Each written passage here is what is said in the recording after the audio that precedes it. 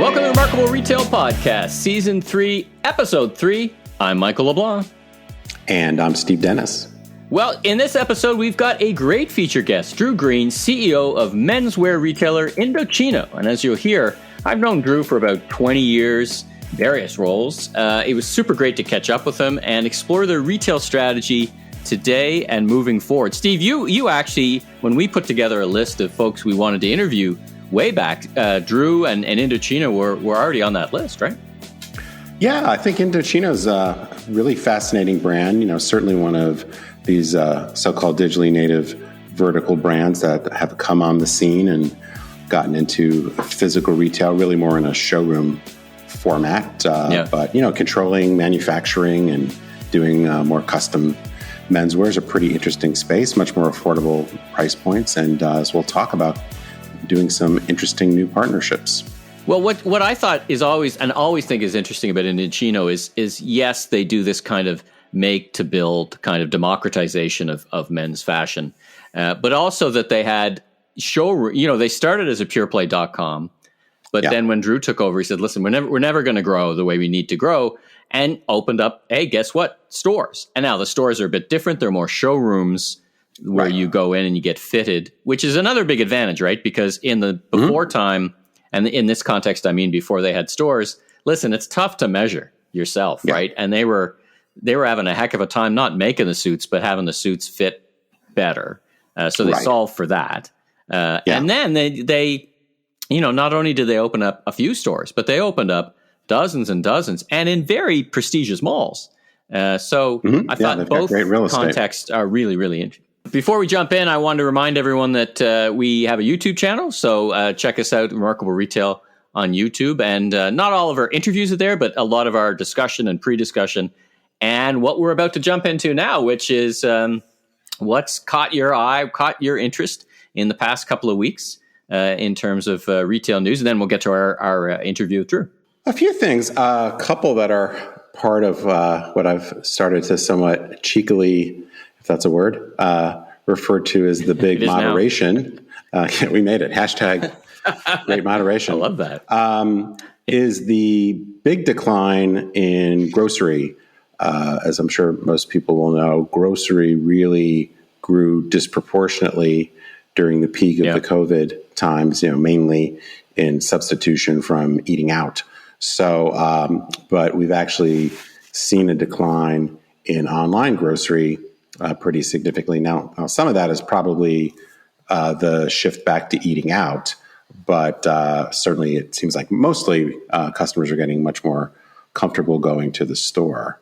One of the things that was interesting underneath the numbers, so when you think about online grocery, you really have three kinds. You've got essentially curbside pickup, you've got shipped to home through the mail, and then you've got local home delivery. So it was the home delivery and the ship to home that was down the most. The curbside pickup part continues to grow. So that's kind of interesting. Yeah. And you know, we'll see how this continues to develop. I mean, there's a bunch of interesting threads to pull on that. So first of all, it's, I guess, probably no surprise to you that the pace of online growth in many things would ebb off as stores started to open and our lives started to return to normal. I mean, I know, speaking to grocers, they're seeing the basket sizes come down, but the trips go up, which is kind of a more normal behavior. Go more often, buy less stuff, buy what you need, closer to what you need. You know, the footfall has gone up, not down, and that's now families. I mean, that's not necessarily more trips. That's I'm going now with my wife, or I'm going with the kids, and you know, people are feeling more comfortable about that. Interesting on the Canadian side of the border, Loblaw, which is, you know, the biggest grocer in the country, big grocer, even in global context, is now doing a big strategic review of all their initiatives. Galen Weston's coming back as the CEO. Not unusual in and of itself, but one of the first things they cut was meal kits. And you and I were talking off mic. Hey, if a big grocer can't succeed at meal kits because, you know, customer acquisition's a bit easier and all these, who the hell can, right? Yeah. No, I certainly don't understand all the economics behind it, but I was actually pretty optimistic about meal kits working for groceries, and doesn't seem to be the case. So let's talk about UPS. So you flagged that you were looking at the UPS numbers. Tell me about that. Well, this is another potential clue to the moderation we're seeing in e-commerce overall. So UPS reported in their quarterly earnings that their parcel deliveries were down, I think it was about 2.9% year over year. The deliveries to homes were down in the teens, whereas deliveries to businesses were up. Now, it's a little bit hard to tell because UPS is obviously not the only provider of delivery services.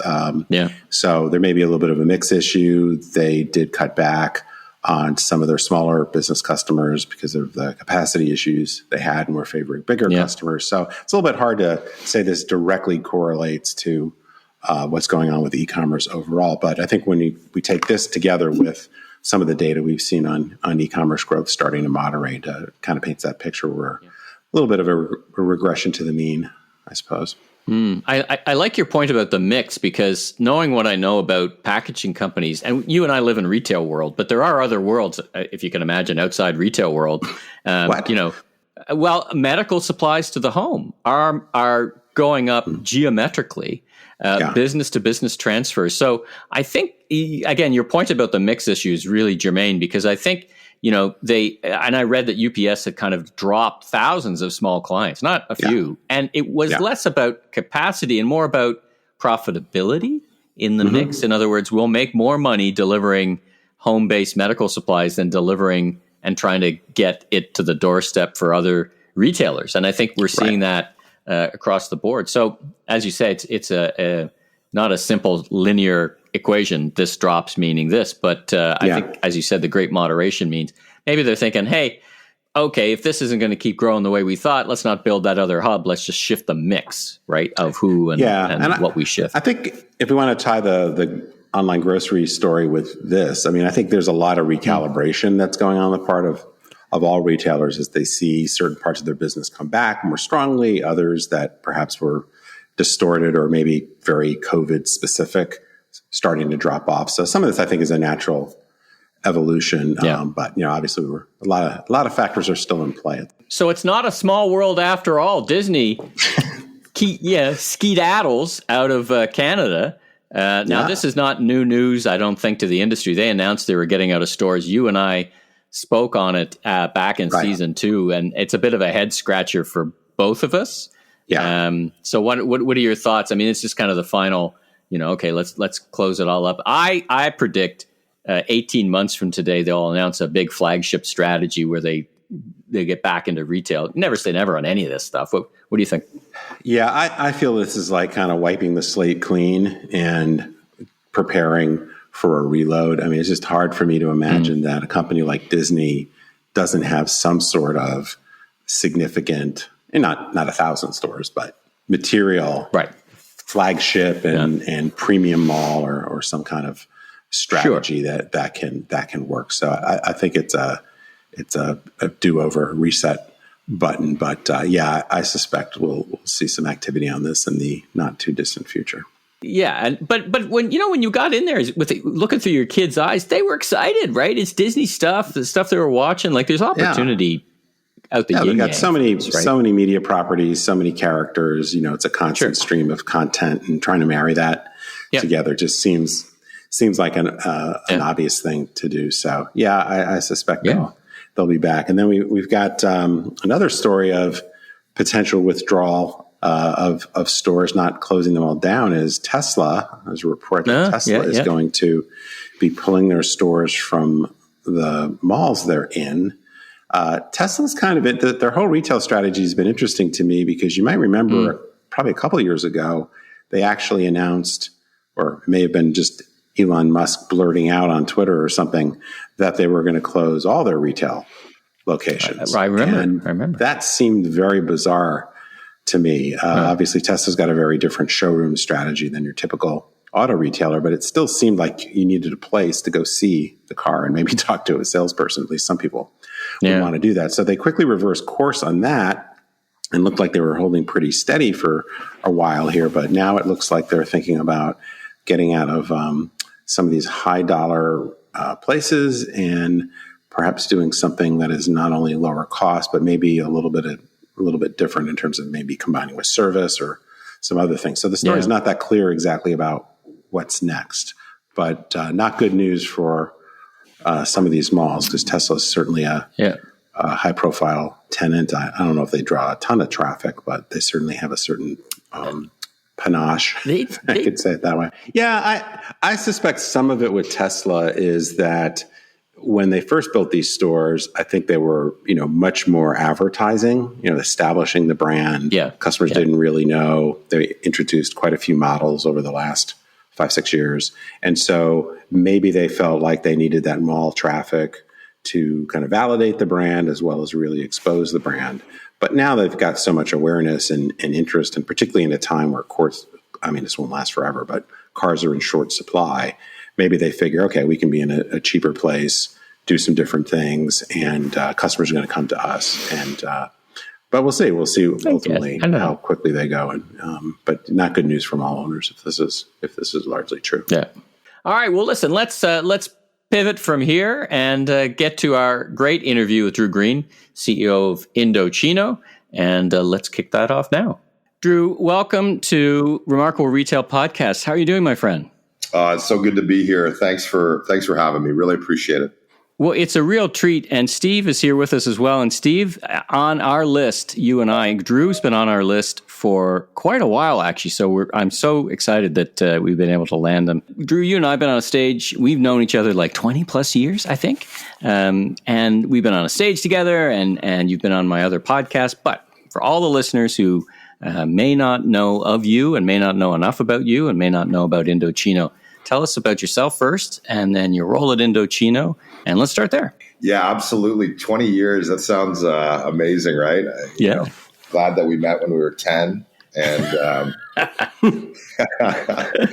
yeah, so, I'll give a little bit of my background and kind of roll into to INDOCHINO and what we've been doing here the last 6-7 years, building a global apparel brand.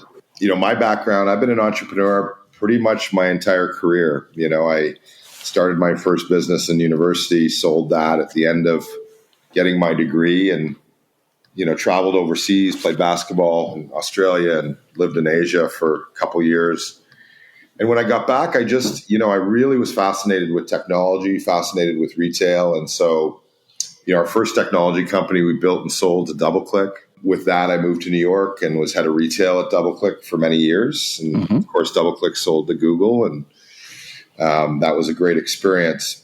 I think that's where you and I first connected. I was at Hudson's Bay launching e-commerce there. That's right. I think that's the early days where you and I connected. I think it was still in DoubleClick days. That's absolutely right. And I was trying to get you on all of our platforms, and it was a great journey to try to do that. I really enjoyed getting to know you. But from there, I just, really dove in on the e-commerce side. And so I built marketplaces in the US and the UK. Both were funded by Amazon and Bill Gates. Built Canada's first multi-merchant marketplace, which, we still own through Emerge Commerce, which I'm chairman and founder of. And, we moved back to Canada as a family almost 10 years ago. It's 9.5 years since we moved back. And I really moved back with two goals. Number one was to raise my kids Canadian. They really enjoyed living in New York and all that, but I just love our country, and I wanted them to be raised Canadian. And the second thing I wanted to do, Michael, was really invest in the ecosystem for entrepreneurs here in Canada and build great companies and grow great companies. And so, we've done that. Been back for 10 years now. We've invested and founded, over 30 companies now. And, that kind of rolls into INDOCHINO. I got an amazing opportunity with my partners in Seattle and Boston to really take what was a very small, at the time, small company that had really good, but I'll say really good infrastructure, a really good concept, and essentially restart it. And so in 2015, we took over and kind of reimagined what INDOCHINO could be for a generation of men. And we've kind of become what we said we would do. We've reimagined how to, create your own wardrobe, create a one-of-a-kind garment, whether that be a suit or tux or outerwear, shirts or pants.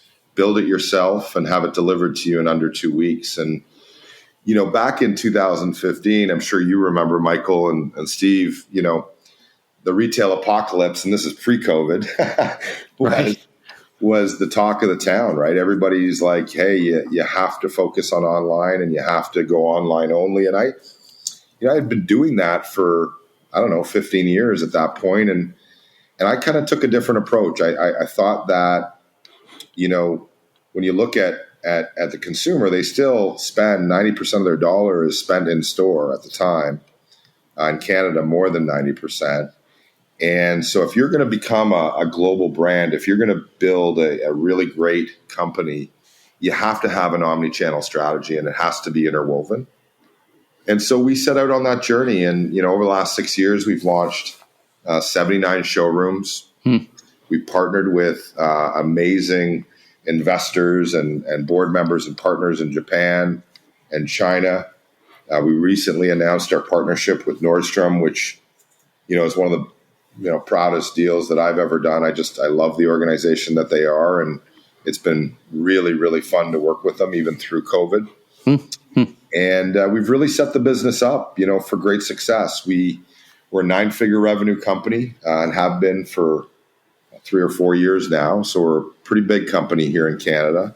Yep. We employ over 1,000 people and have another couple thousand in China working on our garments every day. And that's really for us what it's about. Whether you want to go in store or online, you're able to build your own garment, have a really fun experience doing it, and have it shipped to you. And our goal is for it to fit you perfectly, because that's the core essence of our business. Well, you built quite an impressive team, and you've got, as you know, I know Peter well. You've got Peter Housley, one of the best in the business in terms of revenue and marketing. So, yeah, it's a top tier team to take it to that level so quickly, for sure. Pete's amazing. He's been my right-hand man since the beginning. And, you obviously know him very well. He's been incredible at what he's done. And, we really focused on that. My playbook is people, product, partners. There's a couple other P, but really those first 3 are the most important. And, our management team is amazing. We've got Morgan, who's our COO now, who's been with us for 5 years, Vanessa, who's our CFO, recently promoted, and Alex as our CTO. And just, they're just wonderful people, but they're also highly effective, obviously, in terms of building the business. Right. And I'm proud to work with them. So, Drew, before I want to definitely dig into some more details around how your business is evolving and the Nordstrom partnership in particular, but I'm wondering if we could just drop back a second to what you were saying about the importance of physical retail. You're probably preaching a little bit to the choir here, but it comes up a lot from topics we've had on the podcast and other places where people still are kind of obsessed with the shift to online. And I tell the story in my book, and I've told it on stage a few times, about a conversation I had with a pretty well-known founder of a company that's somewhat competitive with yours. This is going back about 10 or 11 years ago when they had raised a bunch of money from some pretty big name venture capitalists. And I remember asking him when he was going to open stores. And he said to me, and I tell the story that he kind of looked at me, which might be my selective memory, but I kind of remember him like looking at me like, "Oh, you sad old man, you just don't get retail anymore." That kind of look. Yeah. And he said, "We're never opening stores." And I said, "Well, first of all, never is a really long time. But secondly, and I'd worked not only at, I'd worked with Land's End, and I worked in apparel at Neiman Marcus. And, I generally felt like if you're talking about relatively expensive merchandise that's very fit sensitive, it's kind of hard to imagine not having a physical component. Mm-hmm. But clearly, aside from the retail apocalypse narrative, there's just been this overall narrative that everything's just inevitably moving online. So I guess not only for sorry, it's a big long-winded wind up to a question, but I'm just curious, why do you think so many people got that wrong? And now obviously we're seeing a huge move, whether it's Warby Parker or Allbirds, you name it, into physical stores. What do you think people got wrong about that? And if you could make fun of Mark Andreessen's prediction, you get extra points. You know what? Yeah. I don't think anyone's wrong, right? One of the core attributes of being an entrepreneur, of being a founder, of being a CEO is conviction, right? You've got to believe in the vision that you have. And move forward with it. And so what I really ascribe to, though, is, constantly questioning myself, constantly being critical of my own thinking and learning and developing. And I think, I'm a guy that ran online only businesses for many, many years, founded them, grew them, etc. But the facts are the facts, right? And the fact is that, the majority of consumer behavior was still happening in retail in 2010, in 2015, in 2020, and 2021. And so if you're a company that aspires to serve, as many customers as you can in a terrific way, I just don't know how you ignore, a retail component to your business model. I'm just really not there. Like, I think you have to do it. Now, it doesn't mean you have to open up stores. You could integrate with other retailers or things like that, but you have to have a retail strategy, I think. And look, the fact number two is you look at Amazon, who I'm a big, big fan of and have been for many, many years. They're in retail, right? They bought some of the best retailers on the planet. And, I was in Phoenix last week, and I was in Fashion Square visiting our showroom, and across the hall was Amazon. They had one of their stores there. And so, look, I think there's a ton of data and a ton of facts to show why retail is critical to any, consumer business. But I also understand founders and investors who have theses around and convictions around online only. For me, it's not the right approach. And then you mentioned, Warby Parker, Allbirds. I mean, we're actually bigger than Allbirds from a revenue perspective, and I think from an EBITDA perspective. And, we would not have done that. Neither would Allbirds if neither of us adopted a retail strategy. And we've done it differently, but we've still done it. Right. And yeah, I'm a big advocate of, continuing to evolve strategies as well, which kind of, leads to the sort of Nordstrom partnership that we announced. And, we're on a path to launch 100, 200, 300 showrooms. That doesn't mean we need to launch them all in the same format, though. Right. We're going to continue to learn, continue to get better. And the core focus has never changed, right? Which is, let's create a great experience for our customers. Because if we do, they're going to come back. They're going to tell a friend. We're going to earn their trust and earn their dollars, right? And so that's what I think it's all about. I think it's also, just last point, when you focus your company on experience, as we have, a lot of retailers say product, which is great. But for me, it never really was about the product. It's about the experience. And if I can capture your imagination as a consumer through an amazing and differentiated experience, then I'm pretty confident that you're going to come back and like I said, you're going to tell your friends. And so that's what we focused on. And others have done it as well. Canada Goose is a tremendous example of, sure, having a great product, but really focusing on experience. If you're enjoying this interview, you may want to join us for Commerce Next IRL on September 28th, 29th at the New York Hilton Midtown.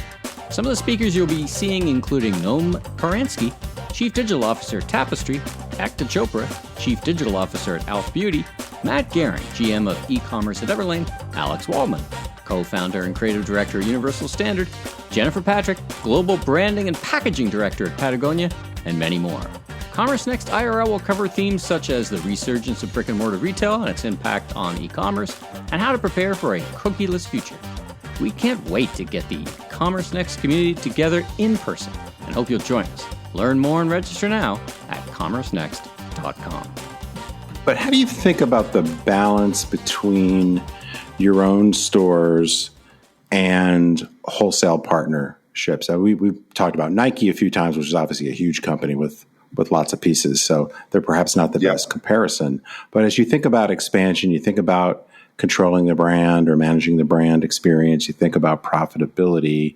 Is there any general guidance you can give to people that might be listening, and maybe just touch on a little bit why you think Nordstrom is such a powerful partner for you? Because they've certainly partnered with a lot of up-and-coming, exciting brands. Yeah, absolutely. I think there's a few parts to that. I think number one, obviously every retail business is different, right? And so, in our world, what we love about our business is that we're what we call virtual inventory. We don't have inventory. We make our garments after they're ordered. And so, our quote unquote wholesale model wouldn't be the same as an off the rack competitor.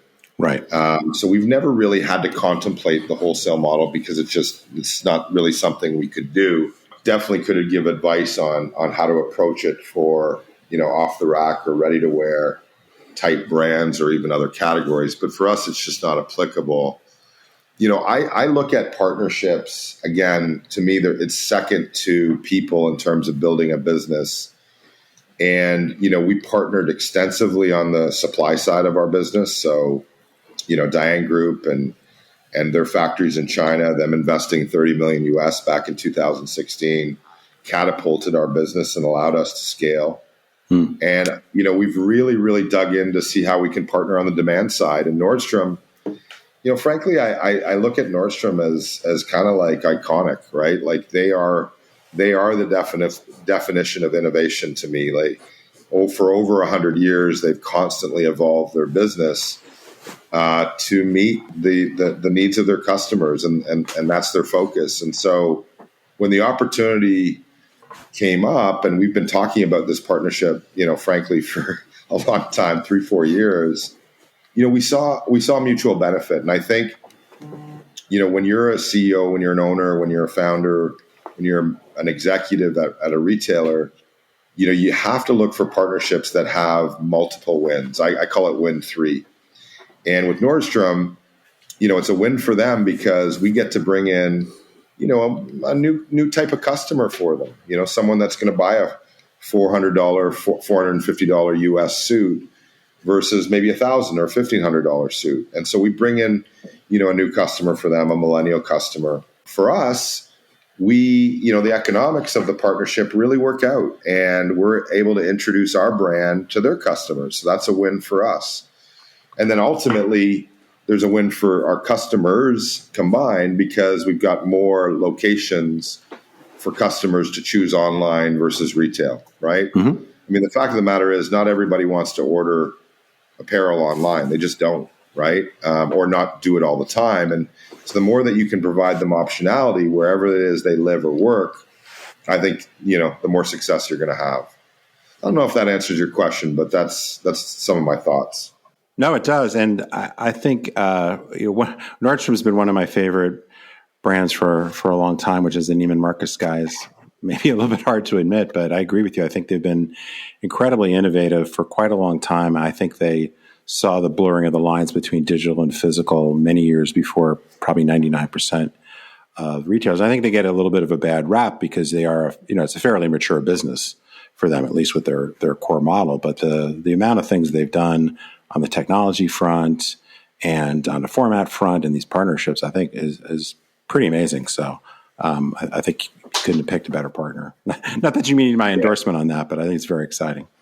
Yeah, thanks for that. I appreciate that, Steve. I also think, culture matters, and they have just an amazing culture there, from the top all the way through. And so that makes it easy to have success together because we kind of see the world in the same way, and they're just good people, right? And you want to work with good people. Absolutely. So one last just question about that, just to kind of help people visualize it, because I'm sure many people are generally familiar with Nordstrom, maybe not quite as familiar yet with INDOCHINO. How's the INDOCHINO at Nordstrom experience going to be different from one of your INDOCHINO showrooms?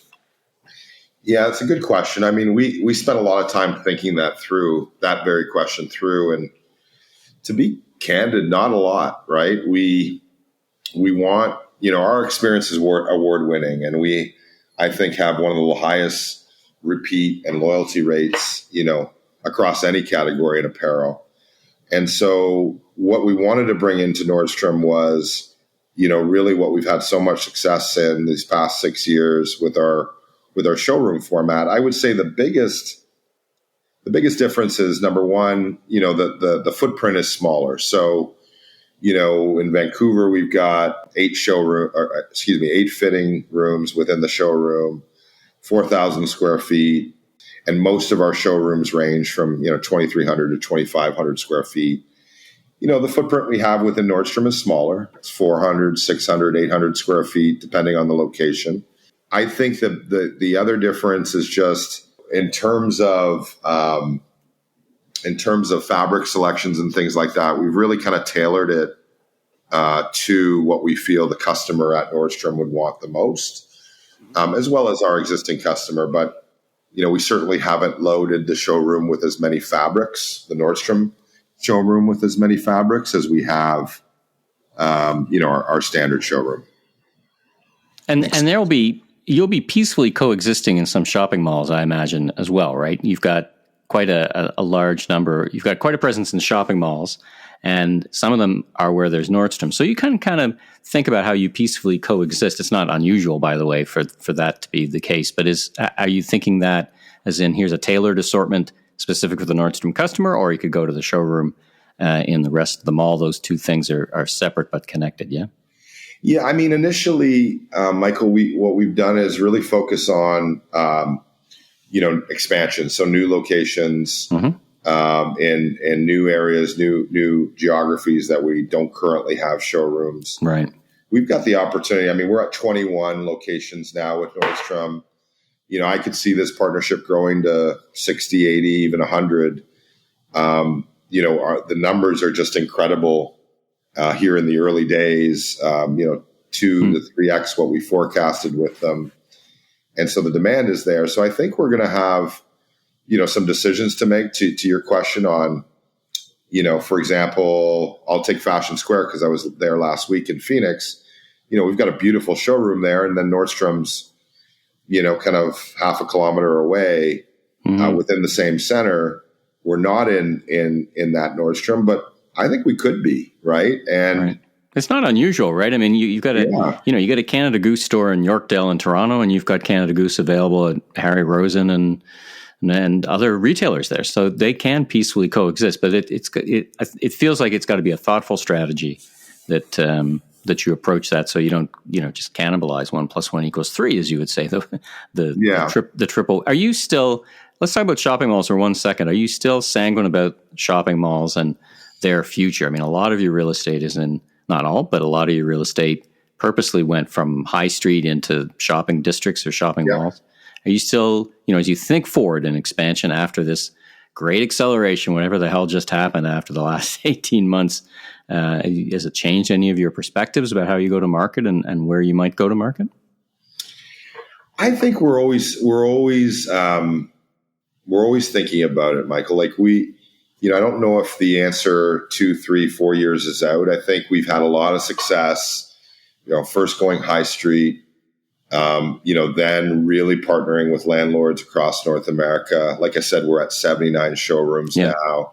Yeah. Interesting just fact is we were at 53 to start the pandemic, April 1st, 2020, and we're now at 79. I think we've got some great partners in our landlords that constantly bring up opportunities for us, and we're just going to see. We've got lots and lots of runway to grow in North America, even though we're the largest in the category. And I think we'll just have to see. I'm very curious, these next 12 to 18 months, in terms of some of the discussions I can have internationally, because that was going to be one of our priorities prior to COVID, and I'm excited to start having those conversations again. Well, it must be a renaissance to the business. I mean, the COVID era was not kind to work from home or work, I should say, from work fashion or wedding fashion, but it does feel like we're in for a big lift. Lots of pent-up demand, certainly on the wedding side. Just to, not to get into the weeds in the business, but there's I've heard lots of couples who have just deferred their weddings. Some went ahead with them, and I think that's a big part of your business, right? And then, really you need to think about, and I'm curious how you're thinking about what happens next in fashion as people go back to work.